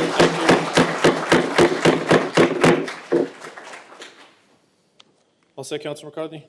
All set, Mr. President. Okay. Thank you. All right. If my colleagues will indulge me. Thank you, Mr. Walker. Thank you, Commissioner Hines. Thank you, Mr. Shea, Mr. Crucial, Chief Kennedy. Thank you all for being here tonight for the update. Appreciate residents being here. Appreciate the first responders being here tonight. And appreciate the thoughtful comments from my colleagues. As every issue that comes before us, I try to get to the core of the discussion. So the concerns that have been raised, I'm going to break into a couple categories. First are the public funds that are being spent on art, especially art with historical or religious significance in public spaces. Interpretations of the artwork itself, what it represents and how it's perceived, and the amount of money being spent, whether this is the best use of taxpayer dollars. But the core issue here, I think that we have discovered as a council here, it's not the artwork, at least it's not for me, it's the fact that the city council was unaware that this was happening. We approved funding from 2017 to 2022 for the construction of this project, but the statues weren't part of it. I don't appreciate surprises like this, especially when they spark controversy and/or political opportunism, which is what's going on here. I think people need to recognize how this issue came up. This issue was not brought to my colleagues on the City Council. This was sent anonymously to the Patriot Ledger, and that's how we all found out. So this was savvy. This wasn't meant to open up a discussion with the people who work in government, whether with the mayor's office or with the City Council. This was someone trying to embarrass us, which I don't appreciate. And the council, please, shouldn't be put in a position, whether by the mayor's office or anyone who wanted to subvert this, in a position where we appear uninformed. That's not good faith interactions. Now, the broader question, public art, cost, and context. So this is the first time in my tenure that something like this has come up, where we're categorizing something as church and state in a debate. So it's worth asking, again, connected to the political opportunism, why now? Why is this an issue now? So I'm not a judge, and I don't believe that the intent of this artwork was to promote a specific religion. And personally, I see that most statues, any statues, whether it's the Adamses out here, the generals down the street, they're all representative of religion in some way, shape, or form. They represent the deification of human figures. At one point, Counselor Devine just started going down the trail of talking about what Michael was or Florian was. Those were humans at one point in time who've been deified and now channeled through a religion that people are reacting to. And ironically, I don't even think the proposed statues for the public safety headquarters fall into that category of deification. But let's talk about the cost, because the cost has been part of this. So the cost of the Adams and General statues, which have been a thing. So we've got John Adams and John Hancock out front, which was part of the Hancock-Adams Common. That was part of a $10 million project overall. A couple years back, I voted against it. I didn't think it was good use of public funds at the time. To no criticism or applause was received at that time. And now I recognize the huge value that this project brings the city. It's the heart center of Quincy Center in the city. It brings thousands of people through and to every year. We saw thousands of people most recently for the Christmas celebrations. It's a beautiful occasion where people can share, and it brings the community together. The city went on to commission a requested statue by residents depicting Abigail Adams, which cost $700,000, one statue for $700,000, as opposed to the two, I think, that we're talking about tonight for $850,000. We have multiple statues of generals and other historic figures, and I don't recall any major public controversy over their cost or their representation. If we question the cost of these statues, should we also apply the same scrutiny to the other historical statues and memorials, or is this controversy more about the personal interpretation rather than the spending itself? Now, public spaces and religious imagery. There's a precedent that exists. So one of the most overlooked examples that I don't hear anybody talking about, where there's plenty of religious imagery, is in our cemeteries, in our public spaces, in our cemeteries. Thank you for coming.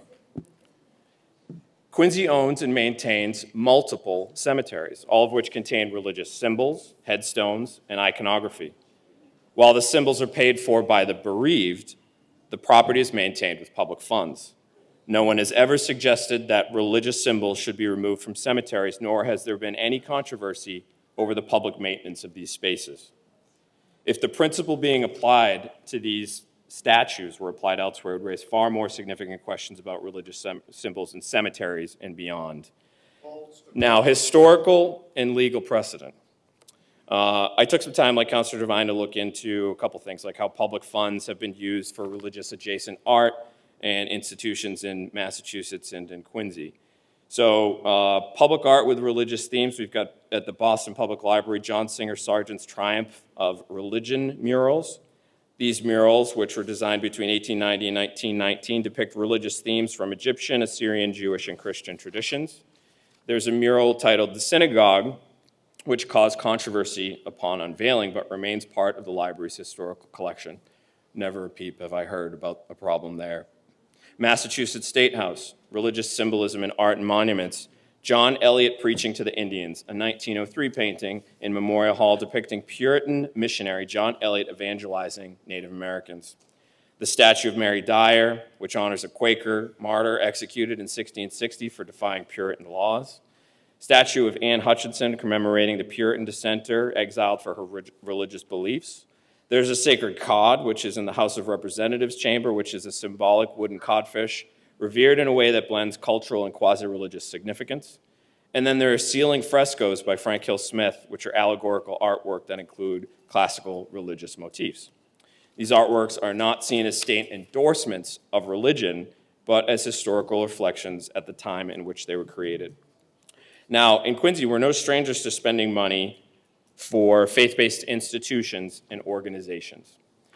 During COVID-19, the city spent $2.5 million supporting churches and faith-based, across faiths and religions, organizations without controversy. In recent years, over $3.3 million has been spent in community preservation funds that have gone mostly to Protestant churches in Quincy, again, with zero controversy. Now, every budget decision that we make up here, it's subjective. People get different value from the services that come from the city and receive them and appreciate them or don't appreciate them in different ways. Education accounts for 1/3 of the budget that we approve every year. Many residents benefit directly, but not all. Public safety, our next largest budget area, serves everyone, but the spending decisions are debated. And hundreds of millions have gone into investing in our roads and infrastructure. Projects that'll last for decades, including this public safety headquarters, which is a 100-year project. No decision is ever going to satisfy anyone, and it's not that we're making a decision tonight, but that's the nature of governance, which seems to come up time and again over the past year and a half specifically. So to me, this issue goes much deeper than the statues. It's about how we see the world, it's about how we interpret public life and what we prioritize as a community. You know, could this debate have been avoided if we had known sooner, or if somebody wanted to present this to us as opposed to going anonymously, lacking total courage and going to the Patriot Ledger? Probably. But I welcome the conversation. It forces us to reflect on the role of public spaces, on art, and on shared history. So I think we understand what we need to do from the council perspective moving forward. You know, continue to make sure that public projects are openly communicated from start to finish in collaboration with the mayor, so that issues like this don't arise as an afterthought. Set a standard for public art, as was suggested earlier, which I know had been discussed in prior years before the downtown redevelopment had truly occurred, so that every project's judged the same criteria rather than on personal interpretation, and continue making decisions that both reflect the present and the future of Quincy, knowing that these are public investments and we all share in them. So again, this isn't just about statutes, it's about process, it's about governance, but it's also about politics. And so while we won't always agree, we can commit to making these decisions with more clarity, integrity, and respect for our city. And with that, Mr. Clerk, next item on the agenda. Mr. President, item number 2, a confirmatory vote for 2024-059. This was an appropriation for $1 million for the new Squantum Elementary School. Motion to approve, wait for just a minute until the Sure. room clears. One moment.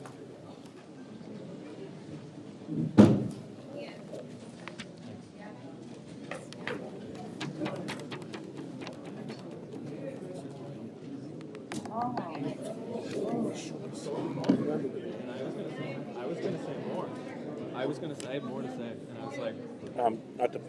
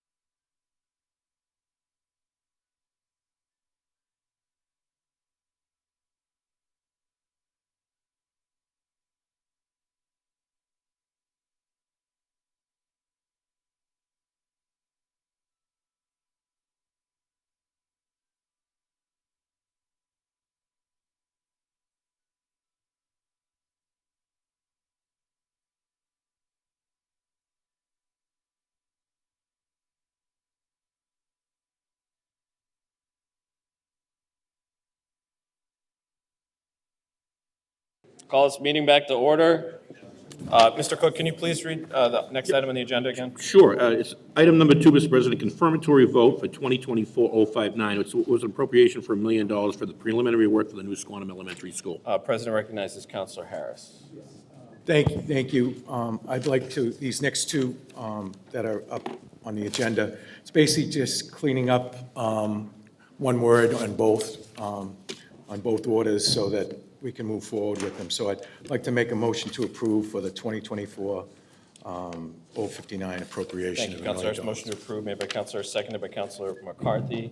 On the motion, no, not seeing any. Mr. Clerk, please call the roll.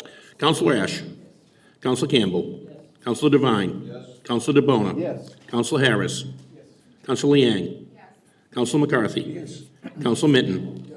President Kane. Yes. 9 members. Mr. Clerk, next item, please. The next item on the agenda is also a confirmative vote for 2024-096. Motion to approve made by Councilor Harris, seconded by Councilor McCarthy. On the motion, not seeing any. Mr. Clerk, please call the roll. Councilor Ash. Councilor Campbell. Councilor Devine. Councilor DeBona. Councilor Harris. Councilor Liang. Councilor McCarthy. Councilor Minton. President Kane. Yes. Mr. Clerk, next item, please. Next item on the agenda is 2025-023. It's a gift of $500 from the Elizabeth Hatchie to DARE. Motion to approve made by Councilor McCarthy, seconded by Councilor DeBona. Mr. Clerk, please call the roll. Councilor Ash. Councilor Campbell. Councilor Devine. Councilor DeBona. Councilor Harris. Councilor Liang. Councilor McCarthy. Councilor Minton. President Kane. Yes. 9 Thank you, members. Mr. Clerk. That concludes our regularly Yes, it does. scheduled agenda. Approval of previous meeting minutes from January 21. Motion to approve made by Councilor Lang, seconded by Councilor Campbell. All those in favor? Those opposed? Ayes have it. Communications and reports from the mayor, other city officers, and city boards. Yes. Mr. Clerk. Thank you, Mr. President. We have 2 granted locations, one from Mass Electric, Mayflower Road, Standish Road, and Huckins Ave. We have another granted location for Mass Electric, Verizon, Branch Street at 62 Albertina Street, and 1 traffic for Ward 1, Councilor McCarthy, remove a handicap parking at 47 Marymount Road. Okay. Thank you, Mr. Clerk. Do you have anything? No. All right. Unfinished business and preceding meeting. Seeing none. Reports of committees. Ordinance Committee, Chair Liang. I have some traffics to report out. The first 7 are from Ward 2. The first is 2024-161, add handicap parking to 26 Plymouth Street. Positive recommendation on committee. Motion to approve made by Councilor Yang, seconded by Councilor McCarthy. Mr. Clerk, please call the roll. Councilor Ash. Councilor Campbell. Councilor Devine. Councilor DeBona. Councilor Harris. Councilor Liang. Yes. Councilor McCarthy. Councilor Minton. President Kane. Yes. 2025-012, add no drop-off pickup from 7:45 to 8:45 a.m. and 2 to 3 p.m. Jermaine Ave, Clifford, Marshall. Motion to approve. Positive recommendation. Motion approved made by Councilor Yang, seconded by Councilor McCarthy. Mr. Clerk, please call the roll. Councilor Ash. Councilor Campbell. Councilor Devine.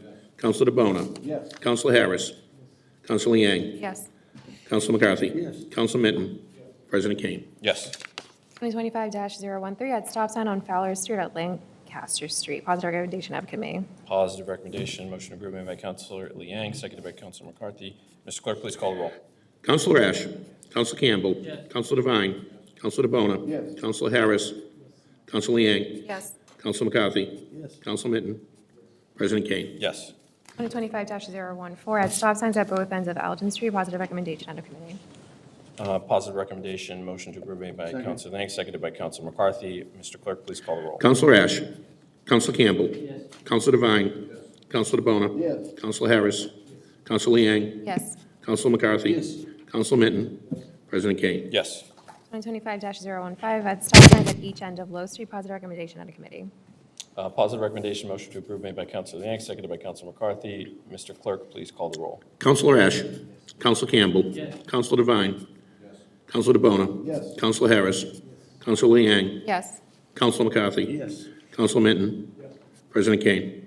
Yes. 2025-016, at a stop sign at James Street at Washington Street. Positive recommendation of the committee. Positive recommendation. Motion to approve made by Councilor Lang, seconded by Councilor McCarthy. Mr. Clerk, please call the roll. Counselor Ash. Counselor Campbell. Yes. Counselor Devine. Yes. Counselor DeBona. Yes. Counselor Harris. Counselor Liang. Yes. Counselor McCarthy. Yes. Counselor Minton. Yes. President Kane. Yes. 2025-017, at handicap parking in front of 148 Franklin Street. Positive recommendation of committee. Positive recommendation and motion to approve made by Councilor Lang, seconded by Councilor McCarthy. Mr. Clerk, please call the roll. Counselor Ash. Yes. Counselor Campbell. Yes. Counselor Devine. Yes. Counselor DeBona. Yes. Counselor Harris. Yes. Counselor Liang. Yes. Counselor McCarthy. Yes. Counselor Minton. Yes. President Kane. Yes. Thank you. Last one is out of Ward 4, 2025-018, add no parking on the odd side of Hayden Street from Willard Street to West Street. Positive recommendation of the committee. Positive recommendation. Motion approved made by Councilor Liang, seconded by Councilor McCarthy. Mr. Clerk, please call the roll. Counselor Ash. Yes. Counselor Campbell. Yes. Counselor Devine. Counselor DeBona. Yes. Counselor Harris. Yes. Counselor Liang. Yes. Counselor McCarthy. Yes. Counselor Minton. Yes. President Kane. Yes. Thank you, Chair Liang. Thank you. Presentation of petitions, memorials, and remonstrance. President recognizes Councilor Campbell. Just briefly, I think we're, Councilor Ash, I'll defer to you on the passing. If you want to take it now. Well, I guess we're double dipping here. I don't have the obituary, and I want to be able to make sure to do Mr. Edward J. Uncle Teddy Hartnett III justice, so I will defer and wait until the obituary is up, but he did pass last night at 6:30. Father to Greg Hartnett, E.J. Hartnett, both Quincy Police Department. If you're listening or watching the meeting, I'd implore you to check online, look for the obituary if you're interested in attending the services.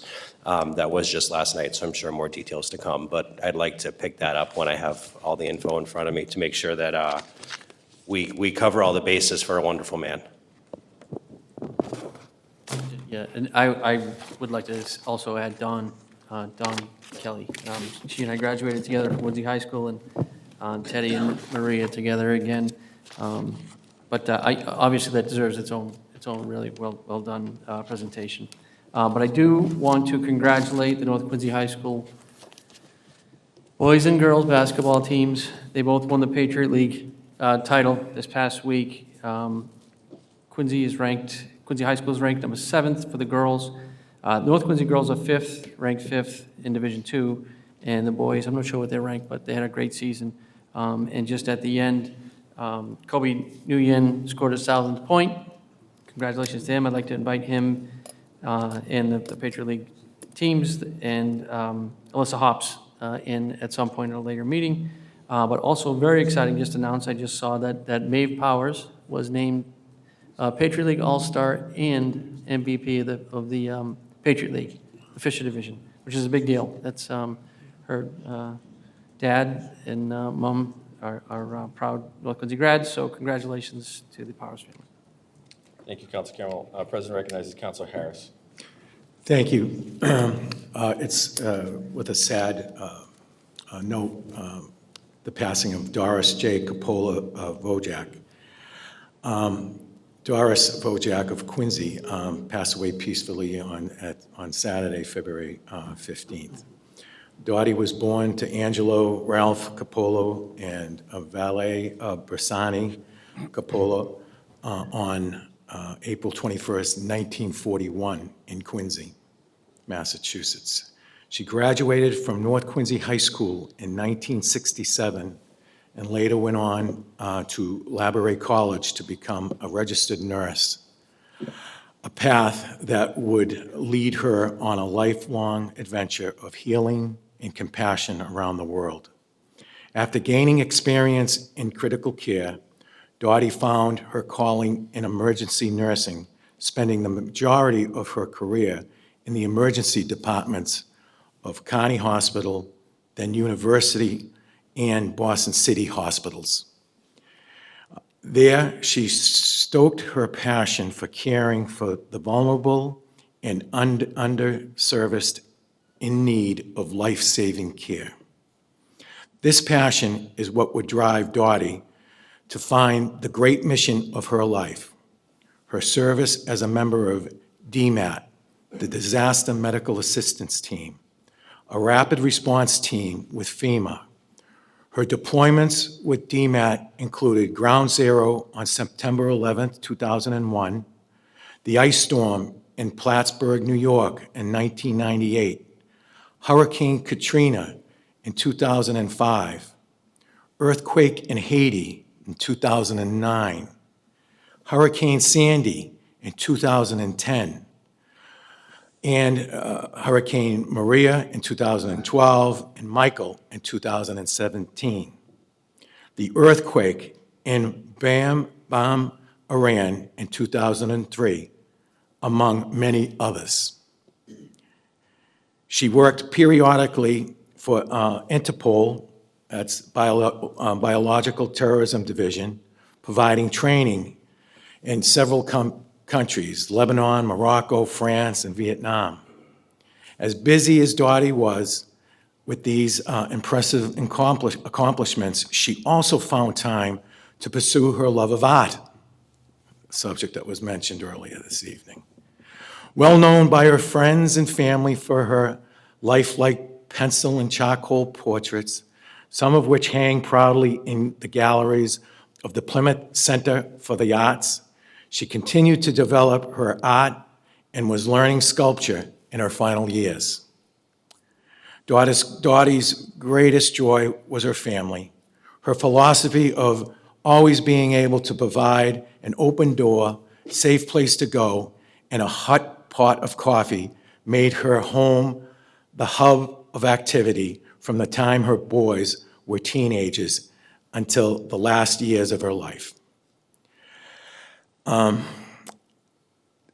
To just reiterate what I had just read off, she was quite an incredible woman when you think about it. And the places she's gone, she went, and her profession as a nurse, first responder. So my heart goes out to the family, and I wish them well in remembering such a great woman who came from Quincy and graduated in 1967 from North Quincy High School. So, thank you very much. Thanks, Councilor Harris. President recognizes Councilor Devine. I'd like to offer on a happier note, I'd like to offer a huge congratulations to Councilor Ash on his recent engagement.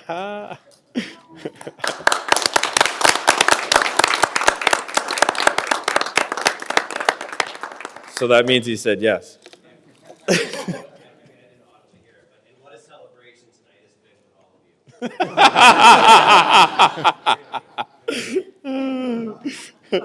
Nice. Well, congratulations. I'm sure it's from everyone, so. Thanks, Councilor Devine, and congratulations, Councilor Ash. Okay, scheduling of committee meetings and public hearings. We have our next regularly scheduled City Council meeting on Monday, March 3rd at 6:30 p.m. Be here or be square. Motion to adjourn made by Councilor Yang, seconded by Councilor McAuliffe. Those in favor, those opposed. Have a good evening, everyone. Great job. Thank you.